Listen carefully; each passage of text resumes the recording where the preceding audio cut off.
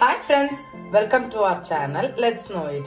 நாம இன்னைக்கு பாத்தீங்கன்னா again நேந்திரம் வாழைப்பழம் யூஸ் பண்ணி ஒரு ரெசிபி தான் பார்க்க போறோம். இந்த வாழைப்பழம் யூஸ் பண்ணி ஒரு ஜாமுன் எப்படி பண்றதுங்கறத பார்க்க போறோம். நேந்திரப்பழ ஜாமுன் எப்படி பண்றதுங்கறத இன்னைக்கு பார்க்கலாம். ஃபர்ஸ்ட் பாத்தீங்கன்னா இந்த நேந்திரம் பழத்தை பீல் ஆஃப் பண்ணிக்கலாம்.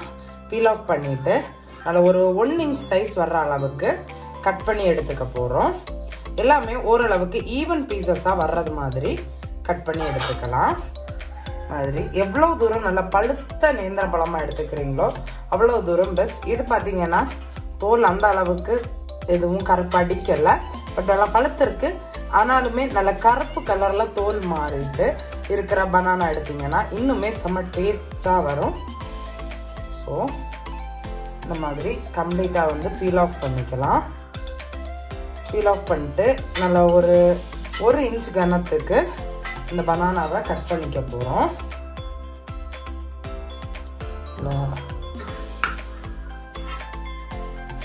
இந்த மாதிரி ஒரு தடிமன் இருக்கிற அளவுக்கு கட் பண்ணிக்க போறோம். இதே மாதிரியே எல்லாத்தையுமே ஒரு 1 இன்ச் கனத்துக்கு கட் பண்ணிக்கலாம். நம்ம பார்த்தீங்கன்னா இது எல்லாத்தையுமே நெய்யில் சேர்த்துட்டு நல்லா வந்து ஸ்லோ ஃப்ளேமில் வச்சு ஃப்ரை பண்ணிக்க போகிறோம். நல்லா அந்த நேந்திரப்பழம் பார்த்தீங்கன்னா நல்லா சாஃப்டாக குக் ஆகி வரணும். அந்த அளவுக்கு நாம் வந்து கீல தான் சேர்த்து ஃப்ரை பண்ணணும். அப்போ தான் அதோட ஃப்ளேவர் வந்து நல்லா சூப்பராக வரும். நமக்கு கட் பண்ணிக்கலாம். அவ்வளோதான், கட் பண்ணியாச்சு. பார்த்தீங்களா, நல்ல ஒரு 1 இன்ச் கனம் வர்ற அளவுக்குன்னு கட் பண்ணியிருக்கேன்.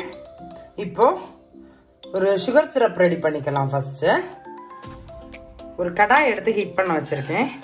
இதில் கொஞ்சமாக சுகர் வந்து சேர்த்துக்கிறேன். கிட்டத்தட்ட ஒரு 1.5 கப் அளவுக்கு சுகர் வந்து சேர்த்துருக்கேன். இதுலேயே ஒரு 1/2 கப் அளவுக்கு தண்ணியும் சேர்த்துருக்கேன்.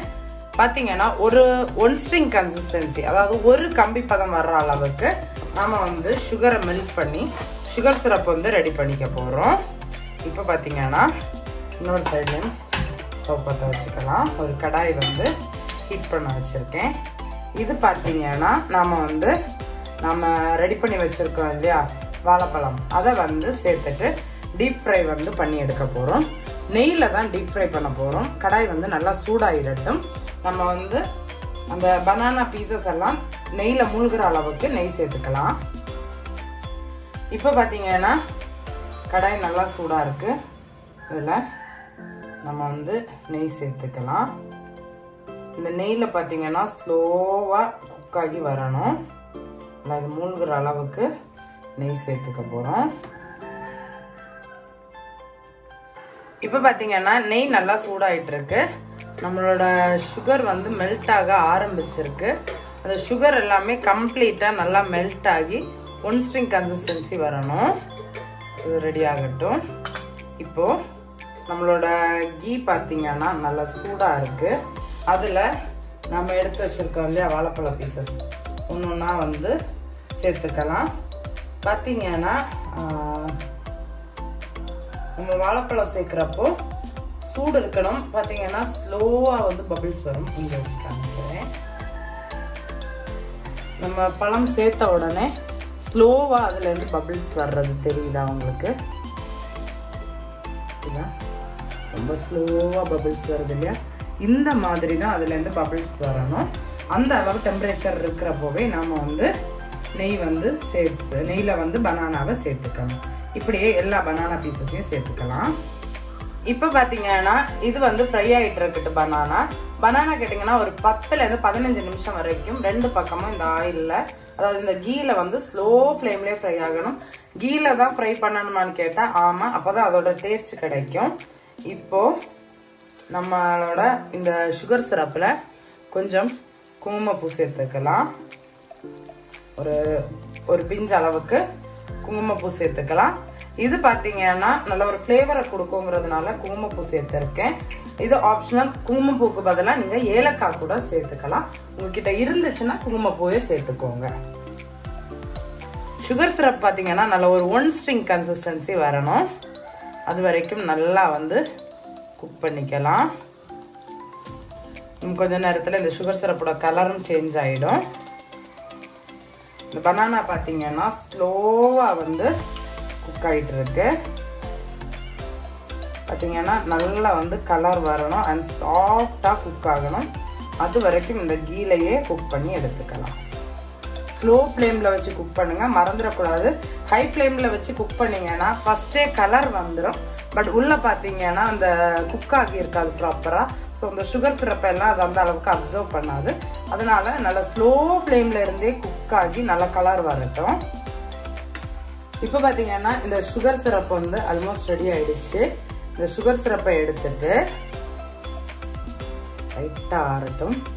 ஜஸ்ட் இந்த மாதிரி உங்கள் கையில் டச் பண்ணிவிட்டு உங்கள் கையில் தேய்ச்சிட்டு இந்த மாதிரி எடுத்தீங்கன்னா ஒரு குட்டி ஸ்ட்ரிங் ஃபார்ம் ஆகுது, தெரியுதா? இதான் இந்த அளவுக்கு வந்தால் போதும்.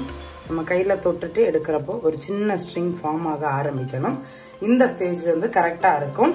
இப்போது சுகர் சிரப் வந்து ரெடியாக இருக்குது. இந்த கன்சிஸ்டன்சியில் ஆஃப் பண்ணி வச்சிடலாம். இனி பார்த்தீங்கன்னா நம்மளோட இந்த ஜாமுன் வந்து ஃப்ரை ஆகணும். அதாவது பனானா வந்து ஃப்ரை ஆகணும். அது நல்லா வந்து கிறிஸ்பியாக ஃப்ரை ஆகணும். பாருங்கள், அப்படியே ஒன்று மாத்திரம் உங்களுக்கு டர்ன் பண்ணி காமிக்கிறேன். பார்த்தீங்கன்னா மறுபக்கம் இன்னும் கலர் சேஞ்ச் ஆகலை. இந்த பக்கமும் நல்லா ஒரு கோல்டன் கலர் வரணும். அது வரைக்கும் நம்ம வந்து ஸ்லோ ஃப்ளேமில் தான் குக் பண்ணணும். ஃப்ளேம் ஹையில் வைக்கக்கூடாது. வச்சிங்கன்னா நான் சொல்கிற அளவுக்கு அந்த சாஃப்ட்னஸ் வராது. நீங்கள் ஸ்பூன் வச்சு அப்படி கட் பண்ணி எடுக்கிறப்போ நல்லா ஸ்மூத்தாக கட் ஆகி வரணும். அதுக்காக தான் நல்லா ஸ்லோ ஃப்ளேமில் குக் பண்ண சொல்லியிருக்கேன். இப்போ பார்த்தீங்கன்னா ஒரு 7-8 நிமிஷம் மேலே ஆயிடுச்சு. ஒரு பனானா பீசஸ் ஆட்டு இந்த மாதிரி ஃப்ளிப் பண்ணிக்கலாம். பார்த்தீங்களா, நல்ல ஒரு கலர் வந்து வந்திருக்கு. இந்த மாதிரி கலர். பட் இதை விடையுமே சொல்ல போனால் இன்னும் ஒரு டார்க்கான கலரில் வரணும். ஸோ எல்லா பனானா பீசஸையும் இதை மாதிரி ஃப்ளிப் பண்ணிக்கலாம். இன்னும் கலர் வரணும். இனி ஒரு வாட்டி கூட இதை நம்ம வந்து திருப்பி போட்டுக்குவோம். ஸோ தட் கரெக்டாக இருக்கும். எல்லா பனானா பீசஸையும் ஃபர்ஸ்ட் வந்து ஃப்ளிப் பண்ணிக்கலாம்.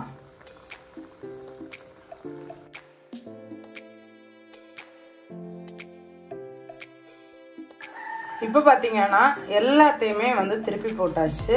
நல்ல ஒரு கோல்டன் கலர் மேலெல்லாம் வந்திருக்கு பார்த்தீங்களா? இதே மாதிரி மறு சைடும் வந்து நல்லா கலர் வரணும். சொல்லப்போனால் இதை விடையுமே இன்னும் கொஞ்சம் கூட டார்க் கலர் வரணும். அதை ஸ்லோ ஃப்ளேமில் வச்சுட்டே குக் பண்ணுங்கள். ஃப்ளேம் ஹையில் வைக்கக்கூடாது. அப்போ தான் நம்ம கட் பண்ணுறப்போ ஸ்மூத்தாக வரும். திரும்ப திரும்ப ஏன் சொல்கிறேன்னா, ஒரு குலாப் ஜாமுன் மாதிரி நம்ம வந்து நேந்திரம் பழம் யூஸ் பண்ணிட்டு இருக்கோம்.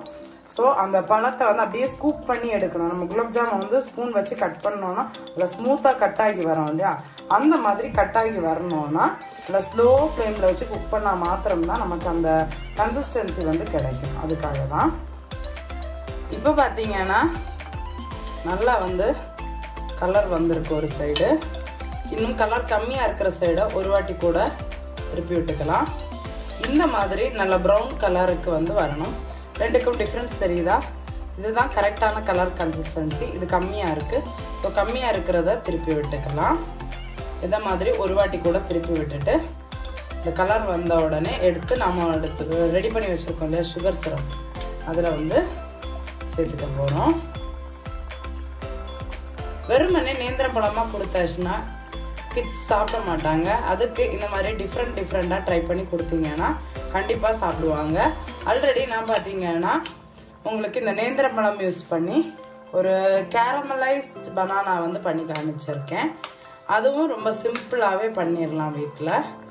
அதுவும் ட்ரை பண்ணி பாருங்கள். அதனோட லிங்க் கீழே டிஸ்கிரிப்ஷனில் என் கார்ட்லேயும் கொடுக்குறேன். மறக்காமல் ட்ரை பண்ணி பாருங்கள். ஓகேவா? இப்போ இது எல்லாத்தையும் வந்து ஃப்ளிப் பண்ணி விட்டுக்கலாம். பார்த்தீங்கன்னா தெரியுதா, நம்மளோட கீ வந்து ரொம்ப எல்லாம் கொதிக்கலை, ஜஸ்ட் பப்ளிங் ஆகிட்டே இருக்கு. பார்த்தீங்களா? இந்த மாதிரி தான் starting to ending of the process வரைக்கும் இருக்கணும். நீங்கள் ஃப்ளேம் ஹையில் வச்சிங்கன்னா இந்த மாதிரி உங்களுக்கு குக் ஆகாது. சீக்கிரமாக கலர் வரும், தீஞ்சு போகுமே தவிர உள்ளாடி வந்து அது குக் ஆகியிருக்காது. பட் இது அப்படி கிடையாது, ப்ராப்பராக குக் ஆகி வரும். இதுதான். இனி ஒரு 2 நிமிஷம் இல்லை 3 நிமிஷத்தில் இது வந்து ரெடி ஆகிடும். இப்போ பார்த்தீங்கன்னா நம்மளோட சுகர் சிரப் வந்து சூடாக இருக்குது.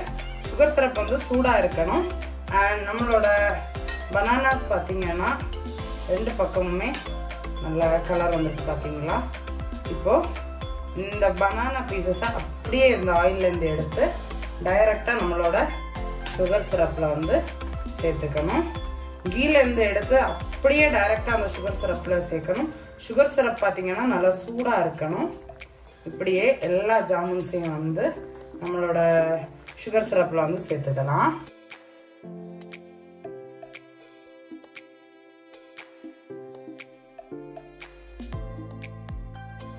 இப்போ பார்த்தீங்கன்னா நம்மளோட ஜாமுன்ஸ் வந்து ரெடியாக இருக்குது. அதாவது நேந்திரப்பழ ஜாமுன் வந்து ரெடியாக இருக்குது. உங்களுக்கு காமிக்கிறேன் பாருங்கள்.